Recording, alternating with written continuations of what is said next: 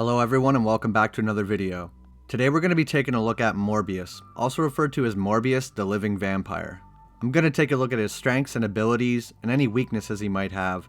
I'll be pulling some information from the comics and comparing it to what we have seen so far in the trailer and teaser to see how similar they are.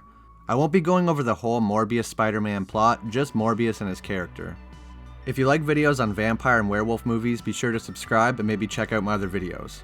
Michael Morbius in the comic is a scientist born in Greece who is a Nobel Prize-winning biochemist. He suffered from a rare and debilitating blood disease, so he created an experimental treatment involving electricity and bats. The experiment was a success, kind of. In true superhero and villain form, he gained his abilities from a science experiment gone wrong. The unwanted side effects of the procedure was that although his disease was cured, he might have just traded it for another. Michael quickly realized that he needed blood to survive and craved it. This is where his duality lies. He's an intelligent biochemist who is reduced to a blood-craving murderer who can't control himself. I heard someone make a comparison between Michael Morbius and the Hulk, and I thought that was a pretty good comparison. Michael turned himself into a vampire, but he is not dead or undead, which makes him unique. Vampires from other series and lore are usually dead and brought back as a vampire, but he never actually died. Some are turned by a supernatural curse or ritual. Other series go with a biological explanation, treating vampirism like a virus or disease of the blood. But Morbius, I think, lays somewhere in the middle. He was not turned by some kind of supernatural curse, and he was not infected by another vampire. His unique state of vampirism was achieved through a science experiment. Similar to Bruce Banner being turned into the Hulk, not everyone that did what Bruce Banner did would turn into the Hulk, and probably not every person that did what Michael did would become a special pseudo-vampire or living vampire.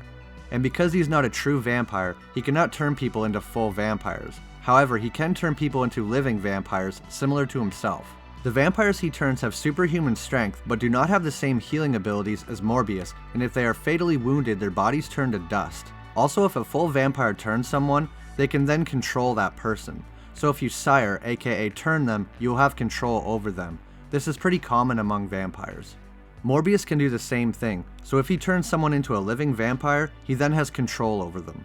From what we have seen so far, Michael definitely still suffers from the same kind of disease that makes him weak and frail, needing canes to walk. We see him travel to some kind of cave where he cuts his hand, which causes bats to come out of the cave and swarm him. Because the bats were attracted to blood, we can assume that these are vampire bats. He may have found some kind of unique trait in vampire bats that could help his condition.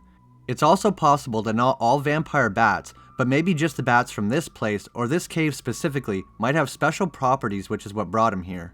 In the original story, Morbius traveled by ship to the US but became a victim of his blood rage and killed the crew. After this, he tried to kill himself out of guilt but failed, and he later finds Spider-Man that needs his help, or more specifically, his blood. But this is a Morbius movie, not a Spider-Man movie, so I doubt we will ever see Peter Parker. They do still include the fact that Michael was found on a large container ship after being missing for 2 months. The ship was found washed on shore, so we can assume he probably killed the crew in a blood rage, just like in the comic. I'm very interested to see how much they stick to the comic for his origin and abilities, or how they might change it to better fit the Marvel Cinematic Universe and the new Spider-Man. We see him in a helicopter landing in this gulch and setting up some kind of device in the cave entrance that has wires running from top to bottom, and he cuts his hand, attracting the bats from inside. We see him surrounded by these bats and yelling, so this is probably the experiment with the bats and electricity from his comic book origin. He says he went from dying to being more alive than ever, and we get to see some of his abilities on display. Morbius, after being changed, is immortal, and of course, like any vampire, he possesses superhuman speed and strength. His strength can also be increased even more depending on how much blood he has consumed and what kind of blood it is. Imagine if Morbius could fill up on some Asgardian blood. He has this ability that looks very similar to echolocation, as it radiates out like a sonar. It reminds me of Vlad's ability from Dracula Untold, and he called it some kind of bat radar, and his eyes change when he does it, probably allowing him to see in the dark better.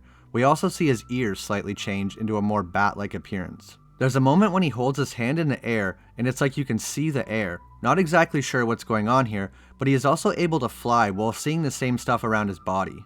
The original Michael Morbius from the comic had the ability of psionic gliding.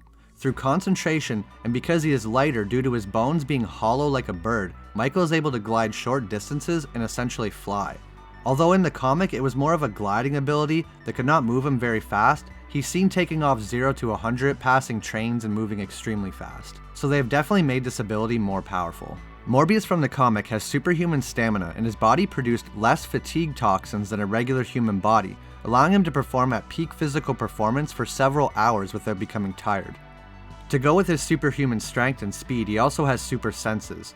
Morbius is able to see perfectly clear at a much greater distance and in almost total darkness. He can also see in the infrared spectrum, allowing him to see his enemies by their body heat.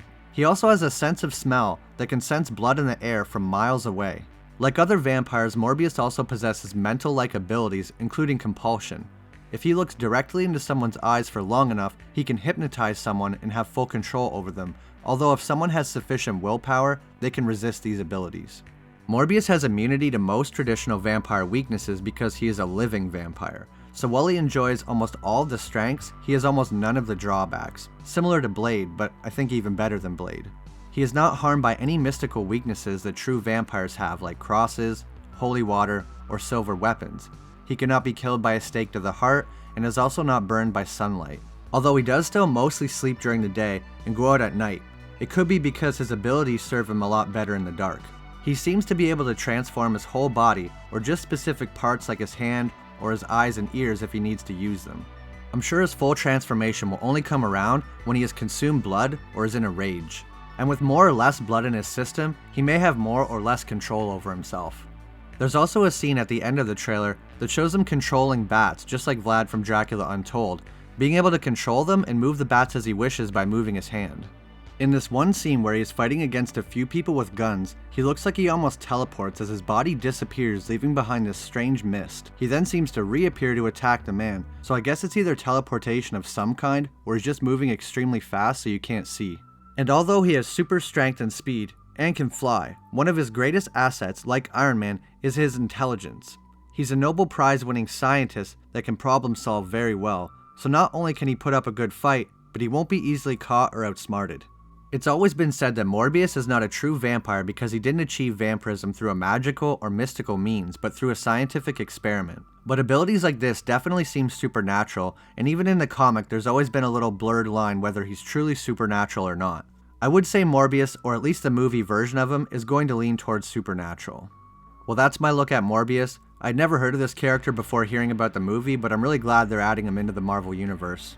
I don't know why, but I have a good feeling that Jared Leto is going to do great in this role, and I'll be really looking forward to when Morbius actually gets to be in a movie with Spider-Man. Let me know if there's anything I missed or might have overlooked about Morbius.